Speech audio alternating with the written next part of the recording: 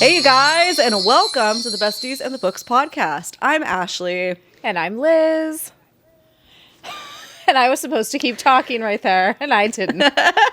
Nice, good. We're off to a great start. We're having a time. Yeah, we're having a time. It's been a little. We had a discovery before we got started that we'll tell you guys about here in just a few. But first, oh man, first of all, we're still digesting. Yeah, we that. are. You're just still like, oh no. And we're just but we're going with it. So that's the thing. Is like we're just gonna keep it on, and you guys will be along for the chaotic ride. I think it'll be okay. And genuinely, I'm curious to see. Chaos. Yeah, I'm curious to see where this goes.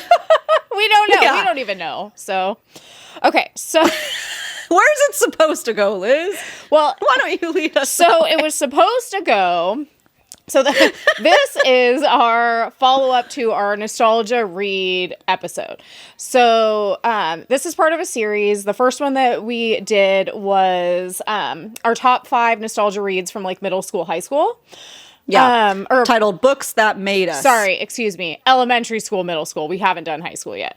So yeah, the books that made us. So we each gave our top 5, and then we wrote all of them down. We put them into a little jar, and we picked out the one that we were going to reread.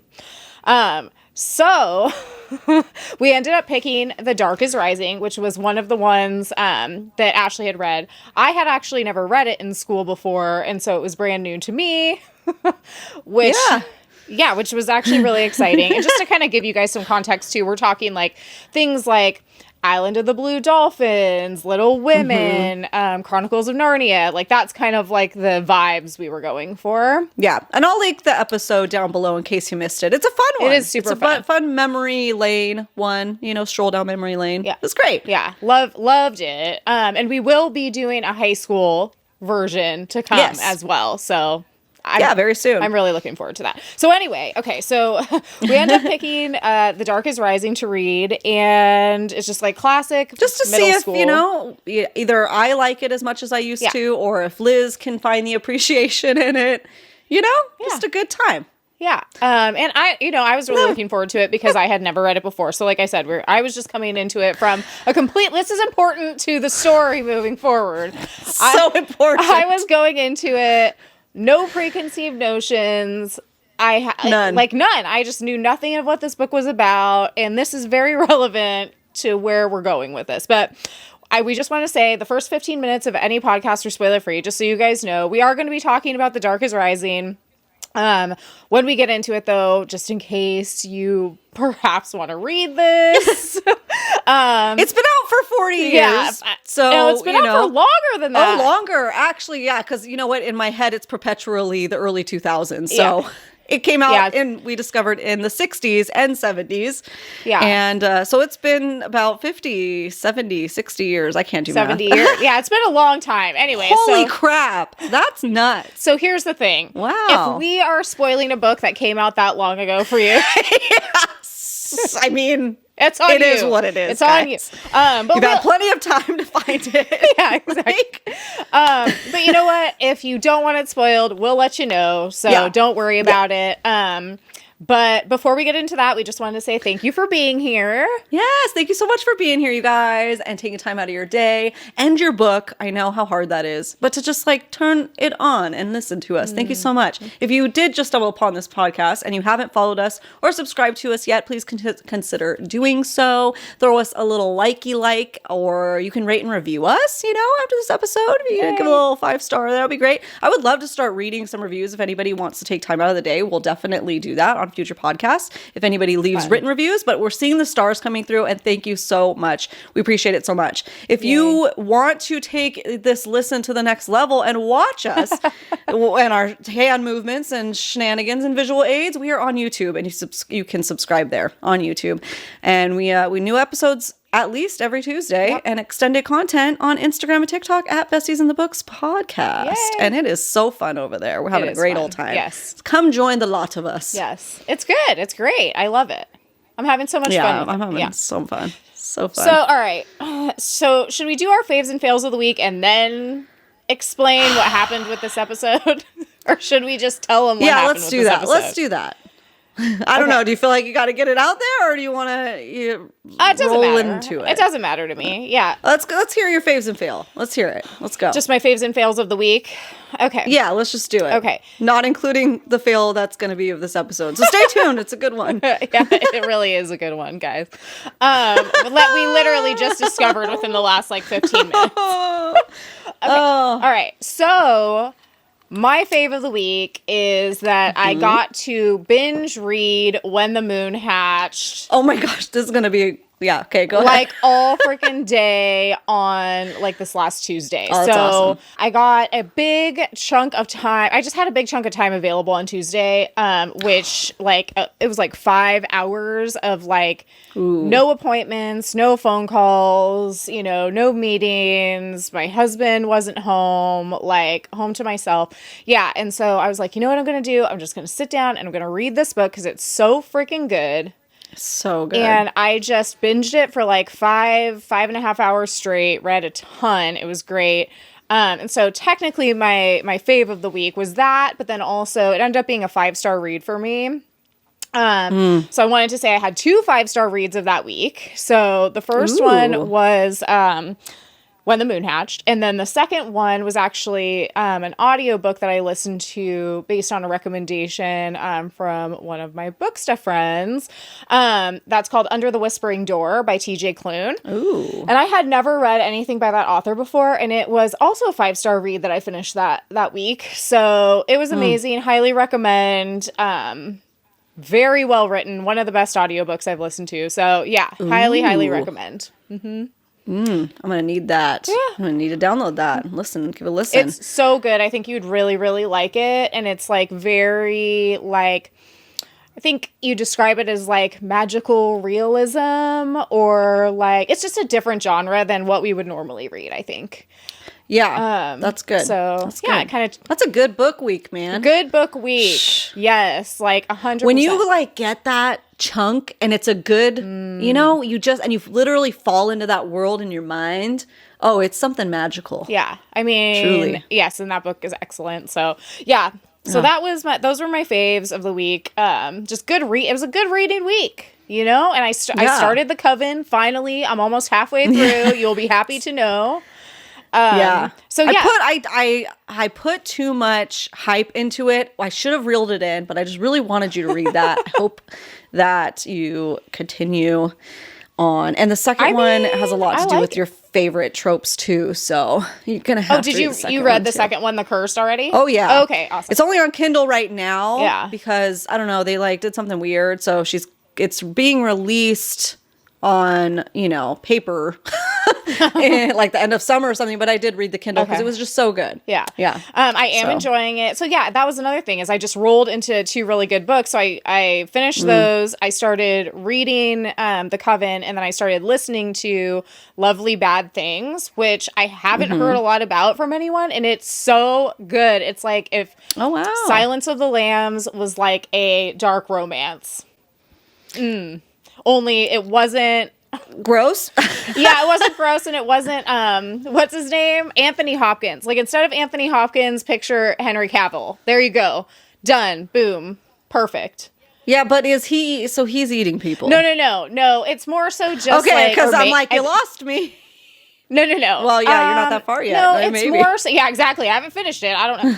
No, it's more this FBI profiler lady is utilizing the help of this guy who's in a psychiatric facility who she previously put there because she thinks that he committed some other murders. But it's not confirmed if he is guilty or not, or if she just thinks he is. And no, it's not been there's no eating of people in it. At least until this point, yeah. That's a line I have for sure. It's more Silence of the Lambs-esque as far as their interactions with each other. Okay. Yeah. Right. Cool. So yeah, cool. Very nice. What's your fail, Liz? It's so sad. Okay, so oh no. Trigger warning. Oh no. Trigger warning for I don't even know how to put this. Wild animal death. Oh. Cuz it's not pet. It's not a pet, you know what I mean? So it's different. It's like I didn't really have an emotional attachment to this animal, but it was sad. But, so, no, my fail would be, so we have 2 border collies, and my older border collie, she's going to be 10, but you'd think she's literally like 2 years old still. She's crazy. Yeah. And we live like out in the country. She caught a baby bunny. Oh no. Oh no. It was so sad. I mean, she killed it, luckily, you know, so it didn't have to be like suffering. But I like look out the sliding glass door and I'm like, what does Orca have in her mouth? And I'm like, oh my God, it's literally like this tiny, like Snow White forest bunny. And I have to like go and like pick it up, and it was the worst. Oh, that was sad. It was super sad. Yeah. So rest in peace. Baby bunny. Pour one for the bun, you know? Oh, so sad. So anyways, I had to share my trauma with you. Sorry, guys. Yeah, get it off your chest, you know? There, put it on to you guys. There Sorry if that upset you, but I did give you a trigger warning. It was upsetting, so, you know, be warned. All right, let's go into my fave and fail. Okay. My fave was 2, actually. When the Moon Hatched, even though I'm only 60% into it. Oh, it's so just good. When you get a book that, makes you fall into a hole of reading in a good way, of like instantly you're in that world. It, like I said, it's just something. It just does something to your heart. And even though I haven't had enough time to read it, I still have had some good binging moments this week, finally, for the first time all month. And when I would binge it, and it was like, this is going so, like, I feel like it's going so fast, even though it's not, because it's like almost 800 pages, but it's so good, you guys. Like, we're going to be screaming that from the mountain. Like, just read it. I feel like people want to compare to Fourth Wing because there's dragons involved, but it's not like, you know, trials and tribulations so far, at least that I've gone to, or anything like that. It's very different. Basically, if you love fantasy, you love dragons, romantasy, do it. Just trust us on this one. So my fail is that I was supposed to have this book done by the end of April because it's our book club of the month, and I had just a crazy month, and I did not have it done. So that's my fail. It sucks because I want to read it so bad. And Liz waits till the end of the month so it stays fresh in her brain. I'm somebody that I need to read it at the beginning of the month because I need it off my plate in a way. Even though I enjoy it, I need to make sure, because time is just crazy. And you think you have all the time in the world, and then all of a sudden it's the end of the month. So I'm like, and I want to read it. So when this episode comes out, I believe we already have the live up of When the Moon Hatched from Book Club. If you want to hear more about it, go on our Instagram. It'll be on our personal Instagrams tagged there for now at The Real Life Vegan Wife for Liz and me at Ashley Alex. So you can watch that playback and hear more about it, because you guys, if you need more convincing, like, come on. And again, the first 15 minutes are spoiler free even over there too. So we're not going to give too much away, but it's so good already. So good. Liz finished it. She loves it. I haven't yet, and I love it. Yeah. So, you guys, I don't think we have a date yet for when the second one's going to come out, which is a bummer because I'm like already wanting to read more. But I did look up the author, and she has written a whole other series. And so that's going to be like next, like very close on my TBR to like read pretty soon, because I really, really want to get into that. And I've heard good things about it too. Like, people have told me that her other series is really good also. So I'm very fast paced. And that's really good. Sarah A. Parker. Yeah. Mm-hmm. And I thought it was going to be, so don't be thrown off by, it's actually really nice that she did this. She did a glossary at the beginning and like an index and like word pronunciation list. And I read that. And as soon as I flipped to chapter 1, it all left my brain. But I was like, oh, this is going to be a doozy. It actually isn't. Like, it still flows so good. And the way she word builds, you don't realize it's being word built. And some of the names stuck in my head. Some of the, like, wordage she used and stuff stuck there. But it's nice. When I read it, I'm like, oh, okay, I got it. It's nice to reference it. It was really cool that she did it. It's nice to reference it. For sure. Yeah, it's like, I think the best, and I've been describing it this way, it's the best way that I can describe this book. It's like, literally, if, like, ACOTAR and, like, Game of Thrones had a baby, like as far as like it's not as political as Game of Thrones, but it does have those aspects to it. Like it's got the dragons and the fantasy and the romance, kind of like the romance like you'd have in something more like ACOTAR. It's like the perfect combo in my opinion. And so it's got a great glossary, a pronunciation, you know, a character list and all that kind of stuff. Is it like 18,000 pages long like the Game of Thrones one is? No. But it's still really nice. Not yet. Useful. Not yet. Yeah, exactly. So I thought it was like best of both worlds. Yeah. Yeah, it was so good. Exactly. It was so good. Okay, so let's get into our mutual fail that is related to this episode. Nervous laugh. Okay, so we had picked randomly to reread The Dark is Rising by Susan Cooper. Yep. And Liz, for the first time, will be reading it. Yeah. So we thought we did that. And there's apparently five books. 5 books. Yeah. And so Liz, you know, gets the book, says book 1, all good and dandy. She sends me like a picture of it. She's so excited. I'm like, okay, that's a different cover, but that's fine. Like this book's 60 years old. New covers come out all the time. And I specifically went to Pango, the book resale site, to find the one that I read in elementary school. Also, I want to say this was an assigned book. Possibly for the GATE program, because I was in GATE. But nonetheless, it was assigned. So I'm always assuming book 1 would be what's assigned. Yeah. Okay? So I get The Dark is Rising. It's only called The Dark is Rising. Liz's book is called The Dark is Rising what? It's called The Dark is Rising, but then it has a subheading that's Over Sea Under Stone. When she said that, like I said, oh, cool cover. I want this one. And there is elements of sand and sea and stone in this one. So I literally was like, okay, they kind of wanted to make it new and fresh for the new kids, you know, on the block. Yeah. So whatever, no big deal. We have a Fable group where we're talking, but I'm behind on it because I'm trying to read 15,000 books on a deadline. And I only went on it a few times to like talk, because we also don't talk about it too much because we're going to talk about it on the podcast. Yeah. And the first few like posts we're talking on there on Fable, it's about the writing style, the imagery, like things that don't have to do with the story necessarily. So we didn't catch that we read different Dark is Rising books until literally just before filming this. Liz is so great and maps out every episode of like, you know, to try to keep things as a good professional flow and that we stay on track. So when I printed this out, my printer works, just an update. Oh my God, I have a printer story for later. Okay, great. We'll save that till the end. If you know our printer qualms from that episode. So, and an update to that episode, Target did take back the ink that was there you go. Previously stolen, and we bought it, and somebody had replaced it with their used one. Whatever, we got it. Okay, so just in case anyone was up at night wondering about that. I'm reading the synopsis, and I'm really bad with names. And Liz was so great because she like wrote down the names this time so we could reference the names. And I'm like, I don't recognize those. I recognize a couple names, but really don't recognize most of them. And whatever. So then I turned the page, and then they're talking about things like I didn't read about a map and like kidnapping and like nothing that I had in my book.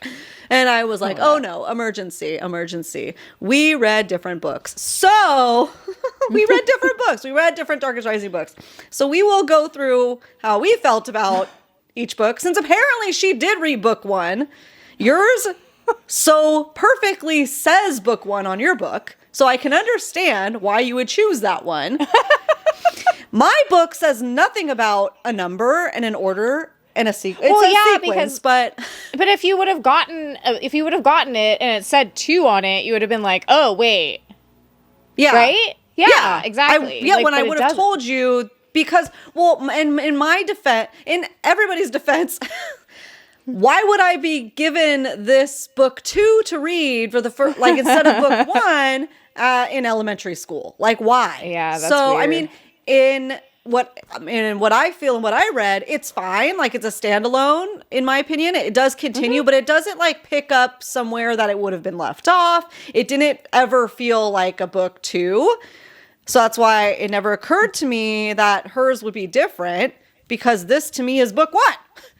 But then Liz, who's like searching it, oh, book 1, there you go. And then again, it didn't look any different. Here says book 1. Everything seemed fine. It all made sense. Like I said, her cover's different, but it still made sense on what happens in this book. It didn't. Well, and I feel like, I don't know, like the end of my book, like we're not in the spoiler section, so I won't talk about it specifically yet, but it ended in such a way to where it seems like it could go either way. Like it could have been, there could be a sequel, or it could not. You know what I mean? So I was like, okay, like, cool.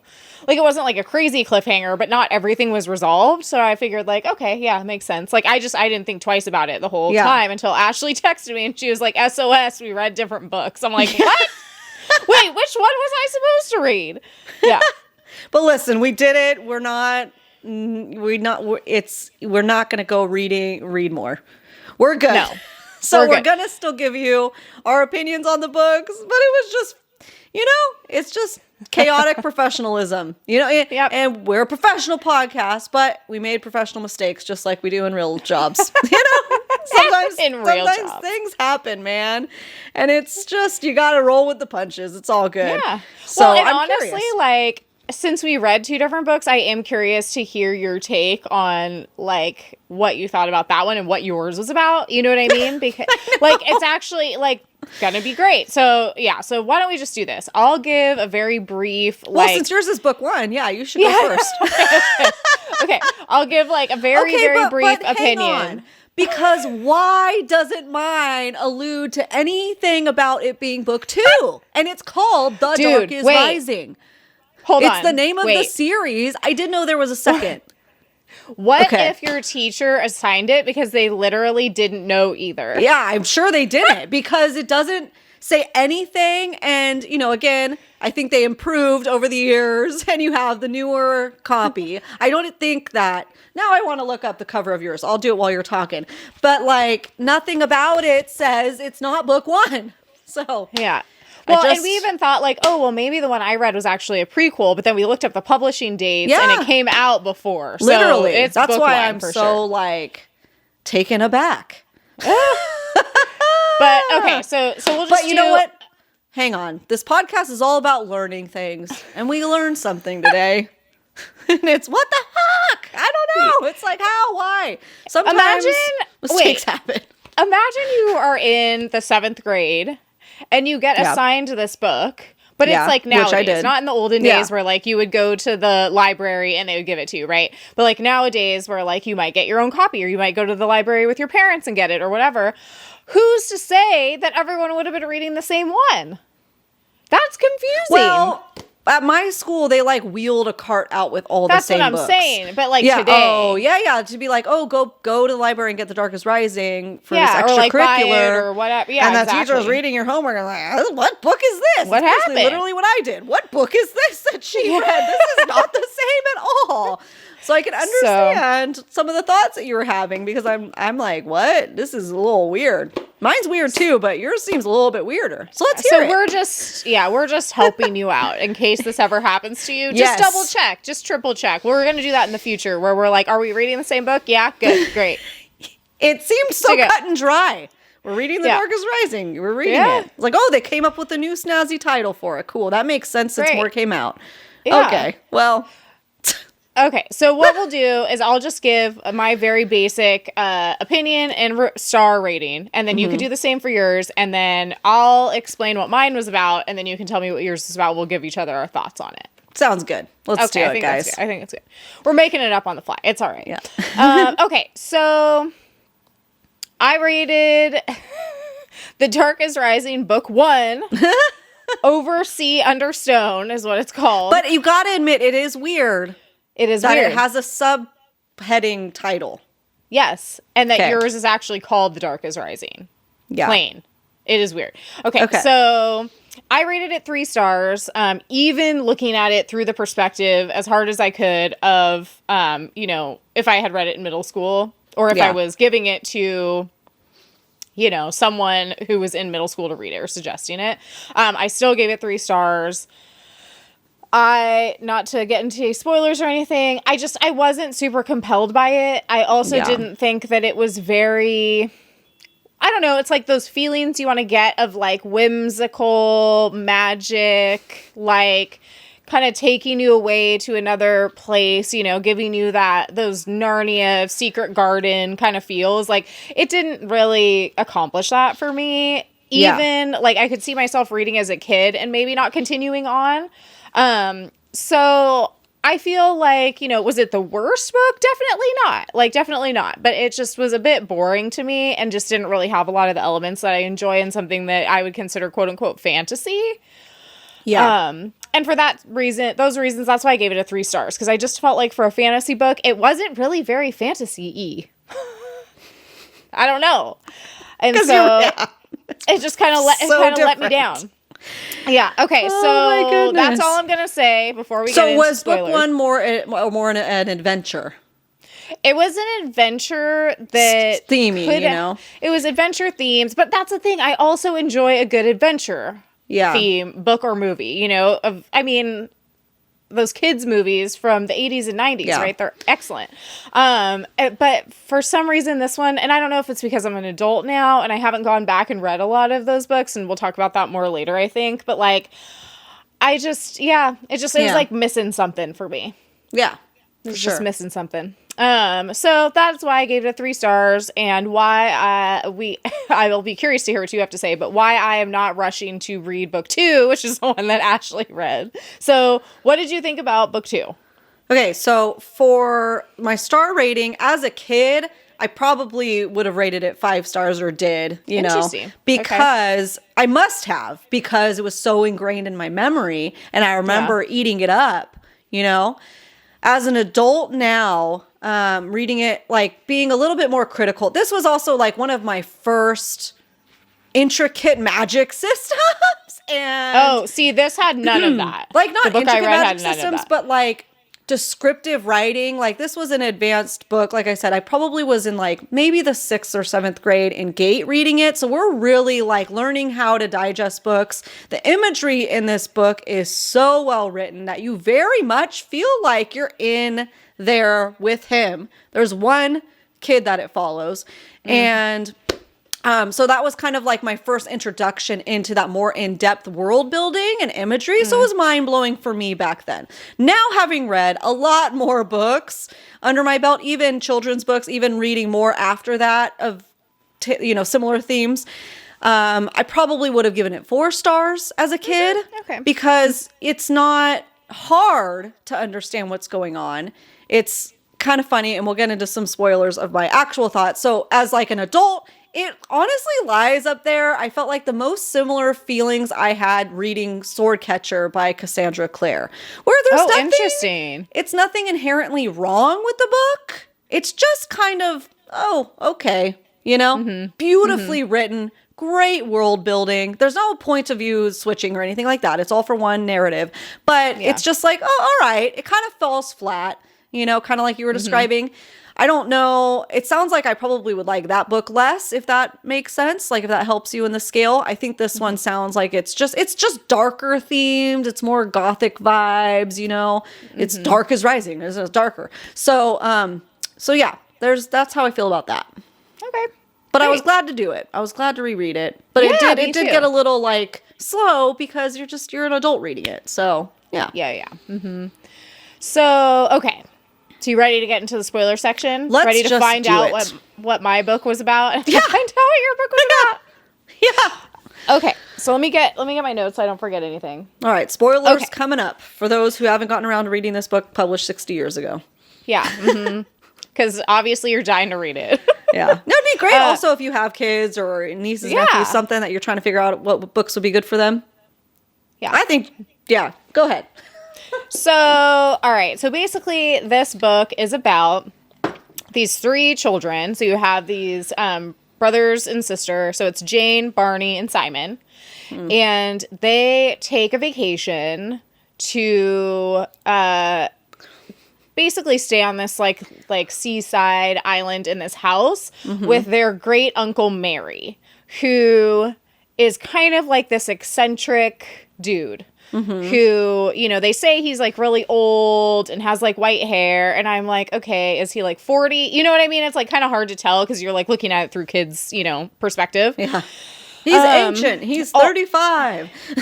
Exactly. Exactly. You know, but he's like, you kind of get the sense that he's kind of just this weird, kind of a weird eccentric guy. He doesn't live there on the island. He just rented this house so that these kids can come and their parents are also there. And just hang out for the summer and spend time on the beach and whatever. So, you know, obviously these kids are hanging out. I think that they're kind of bored. So they start kind of snooping around the house looking for, you know, any type of like, you know, like as you do when you're a kid, try to find an adventure from just the ordinary everyday stuff. So they find that there's a, you know, quote unquote secret attic entrance behind this bureau that they find in one of the bedrooms in this house they're staying in. And so they go in there, they're looking around and they find like an old map.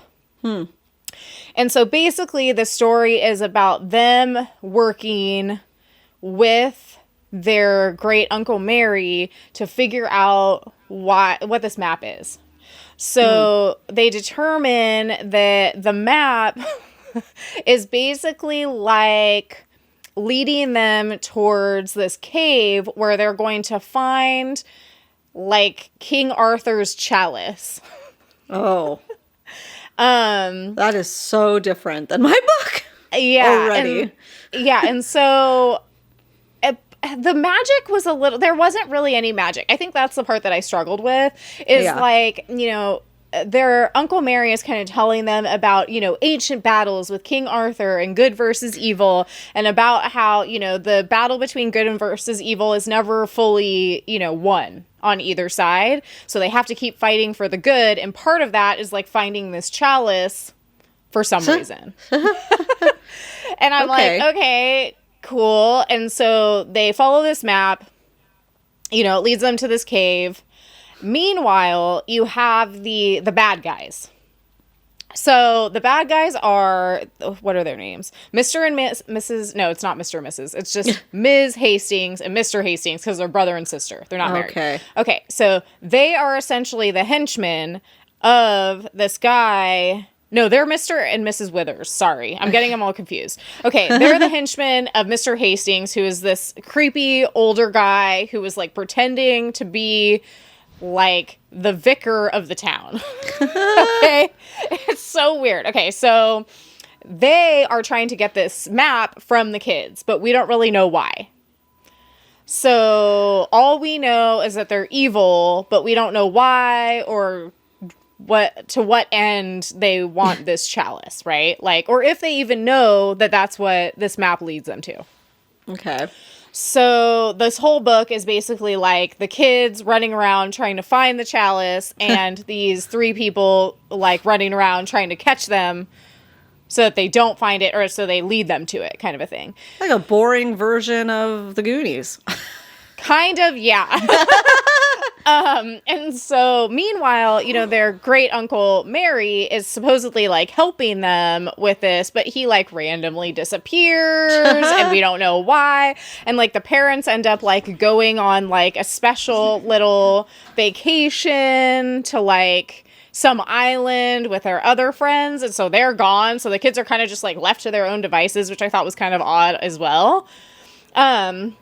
And so I was just kind of like, okay, that was weird. Well, they finally end up like going down this cave, into this cave and finding the chalice. So they use the map and find it. That whole scene was kind of crazy because they're literally like in this cave that's partially like underwater. Like they're only able to reach it because the tide is low. And the sister standing outside the cave while she has like fishing line tied around her brother, and he's just going into this dark cave hoping to find this chalice with like no flashlight. Gosh. They just have matches. Where are the parents? The parents are literally on this other vacation with their friends. Their uncle has disappeared. We never find out where he was. That's crazy. And they end up finding it. No, and I'm sitting here thinking like, oh my God, that could be like a serious problem. Could literally like drown or like fall into like I don't know. It's like a cave in the ocean. Yeah. You know what I mean? I don't know. It was like super Yeah. dangerous, but I'm like, all right. So they find this chalice. They're getting ready to like leave. The tide is coming up. This is like the very end of the book. So the whole thing is literally them just running around. Then the last chapter is when kind of everything happens. So the tide is rising. They have this thing. There's another tiny map that they find inside the chalice, which is kind of crazy to me. And they're like, now they're trying to leave, I don't know, to go, I guess, go find their uncle to find out what to do with this stuff. And the bad guys all come up on them, like, on their yacht and basically are like, give us the chalice, blah, blah, blah. And they're like, no, we're not going to give it to you. We're going to throw it into the sea. And they're like, no, give it to us. And then their great Uncle Mary comes up in his, like, freaking speedboat and, like, saves them in the 11th hour. And then all the bad guys just go away. And so then the end of the book is them taking this chalice to a local museum to, like, give it to them to have. Oh. Yeah. And it was kind of just like, okay, we didn't Well. find out if it was really real or, like, I guess it was like, it was definitely like an ancient artifact, but we didn't find out whether or not it was like, was it really King Why Arthur's they should chalice? have risked their lives? Yeah, exactly. Like, it was like a really high stakes situation. But I think the part that I had a hard time with was the fact that, like, the whole time you're kind of thinking, like, is this really happening? Or is this just a whole situation that, like, the kids are making up in their imagination? Do you know what I mean? Yeah. Like, that's kind of what I struggled with, to where I was like, since there isn't any magic or really anything fantastical happening in the entirety of the book, it's kind of just like these kids are on this adventure, and are they just making it up and nothing really is going on? You know what I mean? And it's just what they think is happening, like, through their young perspective, and that's what makes it interesting. But to me, it wasn't really that interesting. So, I don't know. That's what it was about. I felt very underwhelmed by it. I had a hard time getting through it, and it was only like maybe 300-ish pages. So you're reading it thinking, wow, I didn't know this about Ashley. This Well, yeah, I was book kind of is thinking, not like, good. wow. Yeah, I was like, huh, This book okay. is, very weird. That is, okay, so I know why now, from you talking about your book, that it does not matter what number it is. It has nothing to do with anything. Nothing that you said has anything to do with the second, I'm going to do air quotes, book. Because it's literally totally different, except the only same theme is it's good versus evil. So what I take from this series without reading the other three is that it's different kids going through some sort of trial to good versus evil situation somehow. It doesn't sound like you're completely wrapped up in a way that made sense for that. Yeah, but I mean, I could. That's why I said it. It's like I didn't know if it would be like a sequel or not. Like, it could have been a sequel because I wanted to know more. Like, who were these bad guys? Why did they want that? What's the background of, like, this guy who's, like, their weird uncle who helped them with this adventure and then take it to a museum? Like, he just wanted them to, like, risk their lives in a cave so that they could find, like, potentially an old chalice that we don't even know is King Arthur's to put in a museum. I don't know. It was very weird. I wanted more answers. Yeah. You wanted it to make sense. Yeah. And I was listening closely to the names that you were saying, and it's not even, it's like it's the same names continued, or even the old people or the bad people. Okay, so what my book was about was, it's about a kid named Will who on his 11th birthday, he comes of age to be able to come into his power, and he literally has magic, and he doesn't know anything about this stuff, and there's basically like a veil over the world that you don't see, like, what things really going on. It's very much about time travel and past and present. So it's a lot of different systems going on. Maybe I would give it 4 stars when I think about it more. But, like, you know, it's very intricate and detailed, and it does kind of feel like a fever dream, you know, because you're like, wait, am I here now? Like, because all of a sudden they're talking a lot about time travel, like that. Okay, so there's these group of elders who basically have to keep the dark from rising. And when when each elder comes of 11 age in their actual real life time sequence, that is when they get to discover the knowledge, and they each have to go on their own kind of quests. So this Will kid, you know, it's about to be his birthday. It's right around Christmas time. So it's very, like, cozy vibes, winter storm. Weird things are happening. It's kind of set in, I guess, the same time it would be published, like probably the 70s. So there's some technology, but it's still like an old town. They don't have a lot. Like they have a TV, but it's probably like an old analog TV, you know? And so that's still very much like farmer town based. And so that was like cool elements where you have like they're taking stuff home from their farm, and there's a weird like homeless man who's like running and being creepy, and the birds are attacking him, and it's like really crazy, and you don't know why, but he's like following them, but they don't know why, and then he leaves, and then all the animals are acting weird to the boy, and then when he like things are happening that lead up to his birthday.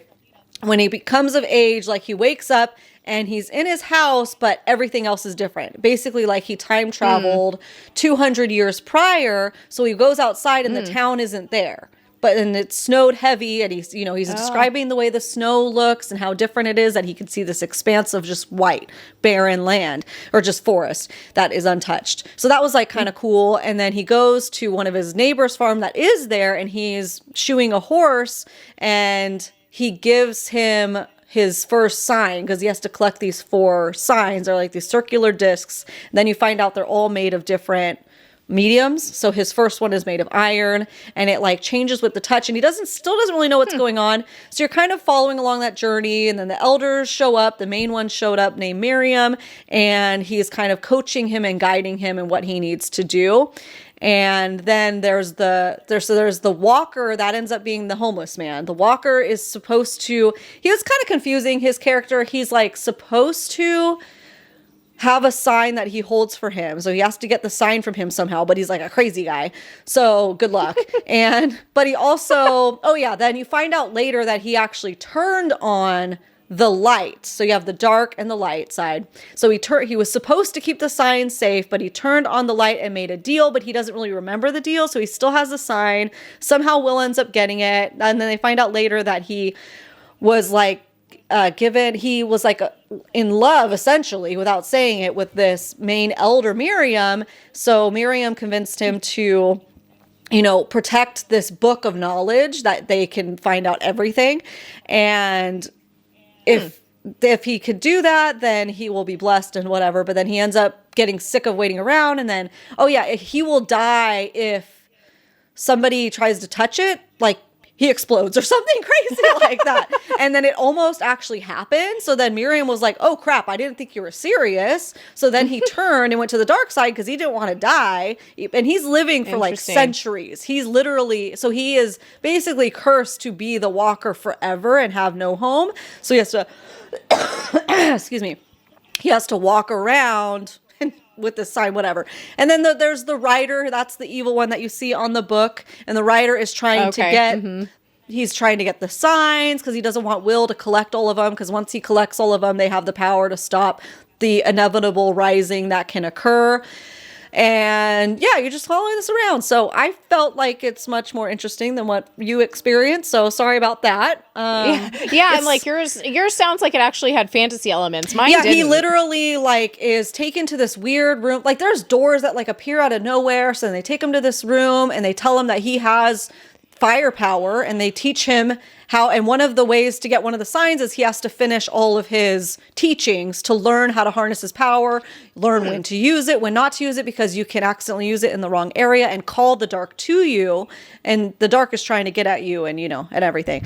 And then the dark can also like conceal themselves. Everybody can conceal themselves to the present day and like make people think that they're somebody that they're not. So there's a lot more fantasy magic elements that are at play. And like I said, time travel is at play. So he's oftentimes confused on like where he is, like what he stepped through.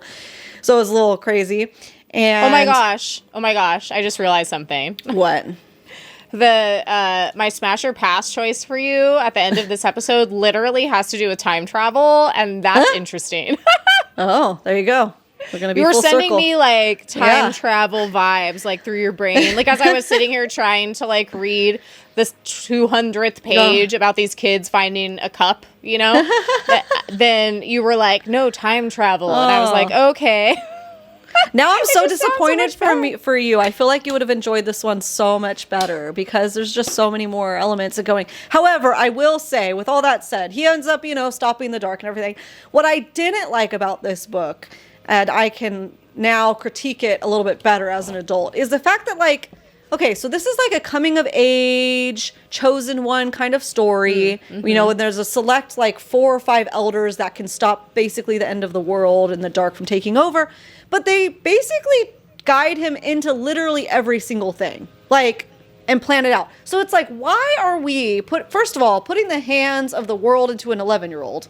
They chose how to do it all, Yeah. And then it's not really high, it wasn't high stakes because they're literally telling him everything to do. And then they're like reminding him, okay, like, sure, you have a choice, but it's obvious what choice you're going to make, Like, oh, you want the bad to take over or you want the good? Well, I'm going to choose the good. Okay, cool. So he is learning how to use things, and a couple, exciting moments happen, but otherwise it's like leading a horse to water. Like, okay, the horse wants to drink. Okay, it's easy. So it wasn't like how Lord of the Rings is, where everything crazy is happening to stop them from their quest. Some crazy stuff happened, but nothing that they can't handle. And the elders keep coming in the nick of time because they're literally watching. So that's pretty much that. If I compare it between the two, it sounds like I would give this one 4 stars actually, instead of that one is 3. Because it's a lot more intricate than I remember, even though I just read it. I finished it 2 weeks ago. So yeah, I'm sorry. Mine just didn't have any. It just didn't really have any stuff in it. Yeah, there wasn't a whole lot to go on. My cover's cooler too. Yeah, mine is literally just like the dark 3 and crazy. the 3 kids standing next to some rocks, because that's pretty much what happened. Yeah. Although I will say I did mark. You can see I annotated it for anyone who's watching it. I marked a few pages because I did think. And this is one of the things I like looking at, just like in books in general, but with kids' books in particular, is like when there are really interesting like adult themes in books that I'm like, how do kids process this information? It kind of just makes me think about how I might have read it when I was little. So one of the lines that they say really early on in the book is, he's gone on a quest. He might take years and years. You can search and search on a quest, and in the end, you may never get there at all. I was like, oh, what a depressing way to start this book. Cool. Great. I know. So I marked that page. I thought that was kind of interesting. I was like, dang.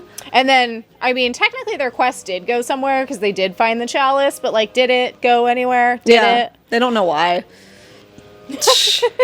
That's the time of like, kids, you need to do what you're told, and you don't need to know the why. We need to know the why, guys. We need to know. We do. Oh, I thought this was a good theme. You're never quite sure what they're actually fighting about, but only that one wants to beat the other. And he's talking about good versus evil. So, like, you're not really sure what they're fighting about, but just that one wants to beat the other. And I was like, that's kind of an interesting concept, too. That, like, lots of times in these really epic good versus evil stories, we really don't know the origin, just that it is about good versus evil, and that's it. You know what I mean? And we don't really know the details necessarily. So I thought that was kind of interesting. But yeah, overall, I wasn't very impressed by it. Yours, it sounds like yours was way more interesting. I think so. Yeah. So sorry for not catching that. I did my best. No, it's okay. It's okay. I mean, if anything, this was, I made another note that I just like forgot about. Okay. So towards the end of the book, the kids make this weird connection where they're like, Uncle Mary kind of sounds like Merlin. So maybe Uncle Mary is Merlin. And so I made a note here that says, Mary is Merlin, with like the emoji of like the thinking face. And I'm like, that is so weird. That's why I feel like, I'm like, this book to me just kind of seemed like, was it just about the power of the imagination? You know what I mean? Or am I thinking too in depth about it? Because that's almost what it seems like. It's kind of like at the end, what it reminded me of is kind of like at the end of The Wizard of Oz, when you have to sit there and really think about, was Dorothy dreaming the whole time, or did that actually happen? right? And it's Yeah. like, you don't really know because it is a fantasy movie, so anything can happen. But as far as it goes, she probably was dreaming the whole time, you know? And so that's Yeah. kind of how this book felt, where it was like, I wasn't immersed in it because there wasn't any of that fantastical element or whatever. It just kind of seemed like a bunch of kids making, you know, playing make-believe, and that's what it was. And so the whole time I was thinking, like, well, if I read this as a kid, would I have been able to decipher that, or would have I thought it was real? Do you know what I mean? Like, as a kid reading it? Yeah. So that was kind of odd, too, because I couldn't really, like, determine if that was the intention behind the writing or if I was just thinking about it too hard at that point, because there was nothing else to think about. No, this guy, like, Merlin, just is a time traveler, and that was his favorite cup. The whole time, the chalice of, like, I thought you were King talking Arthur. about... I thought you were talking about your book, and I was like, wait, there was someone No. named Merlin in your book? I'm like, this No, there makes so much wasn't. sense. Okay. That's why I'm so confused. That's why I was listening to the names. None of the names are the same. Like, nothing about the elders in your book. Like, No. like, I thought, oh, maybe that's the origin story of the elder, so this would make sense. And no, it's not. Yeah, they're just, I guess That's maybe they're just standalones. nuts. They're Yeah. just standalones, but that's just dumb. Yeah, I don't know.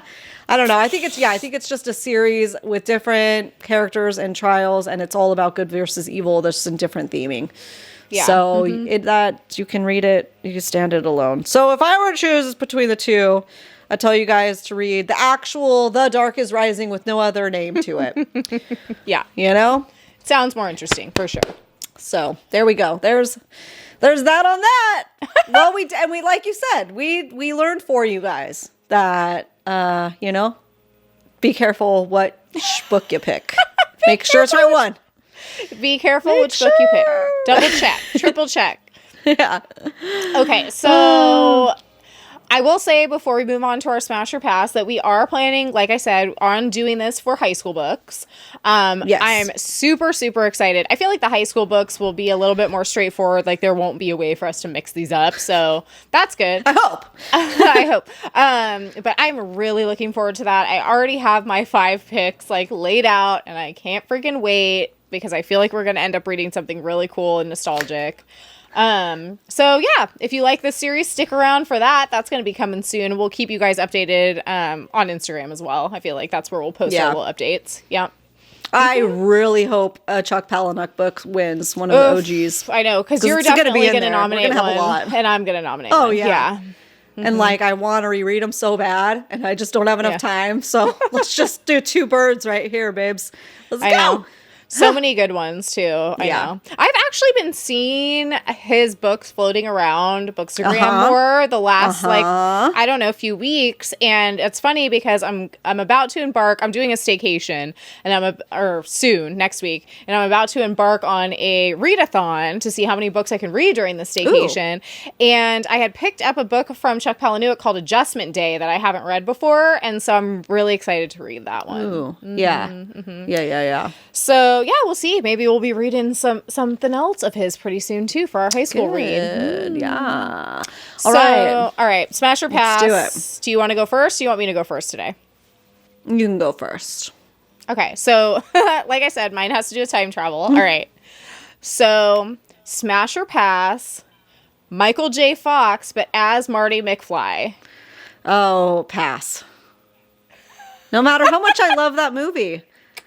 Now, Doc, on the other hand, I'm just kidding. For anyone who doesn't know, for our younger listeners, this is from a movie called Back to the Future. Look it up. Yeah. Yeah. No, he never really did it for me. No. Yeah. Yeah. Mm-hmm. Yeah, he's kind of more like, same. It's more like he's got older brother energy, almost. Yeah. I love his movies. And, you know, I'm so sad for him, what's happened to, you know, what he has had to deal with. But, you know, he's a short guy. So, Classic. Yeah, I root for him. I'll root for him. Yeah, but it just ain't me. Yeah. But it's like you want to be friends with him, though. Yeah, for sure. Oh, definitely for sure. Yeah. So in that case, yeah, because it can mean whatever you want it to mean. You know, smash that personality. Well, even his personality. I mean, I'd hang out with him, but still, no. You know, like no. Okay. He is a little pipsqueaky though, like in a way, but he can figure stuff out. He's a little like what? pipsqueaky. I want to say, yeah, I can see that. Like he's just a little guy, Okay, so this is funny because I pulled up my list that I have going for you, and this is perfect because it's on theme. Okay. But it's a specific one. So Merlin, but from Sword in the Stone.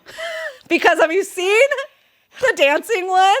Yes. At Disneyland? It's so funny. I'm gonna say pass. Merlin is not for me. Yeah, I love him. He's a little bit too. Yeah, it's pass. like we love Gandalf. He's a little bit too Gandalf-y for me. You know? Yeah. He's a little bit sillier. He's fun.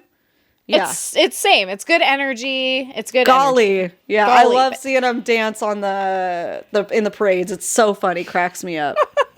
But love yeah, it. a smash, no. But like a hang out and see him do some cool magic stuff, definitely. For sure. Cool.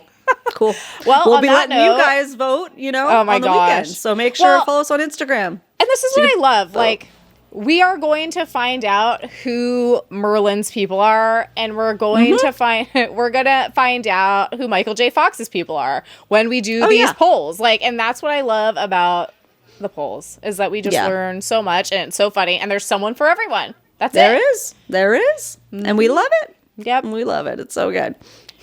So on that note, I think it's time for us to sign off until next week. Make sure you guys subscribe and follow the Besties and the Books podcast so you don't miss out on our next video and podcast. Listen, both things. All the things. All the things, everywhere. We're everywhere. So we will see you next Tuesday.